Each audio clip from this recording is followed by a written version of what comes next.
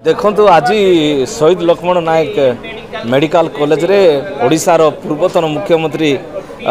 विजु जनता दल सभापति नवीन पट्टनायक निर्देश क्रमे जिला सभापति साहाय्य समस्त विजु जनता दल कर्मकर्ता आज एठारे आसी सुपरिटेडेंट सांगे आम कथबार्ता कलु।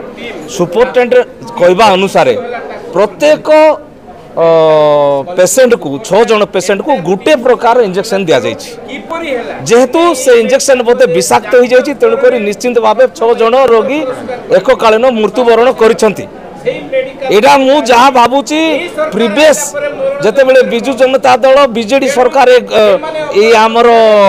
मेडिकल करिथिला ये भल चली मेडिकल कॉलेज आकु बदनाम करवा पाई बोधे एवं सरकार चेष्टा करुचु तेणुक गोटे भिन्न भिन्न प्रकार रोग को गोटे प्रकार इंजेक्शन दे 6 जन को जीवन चली जाइए तेणुक दुखदायक घटना आपको जांच करा जाऊ जो माने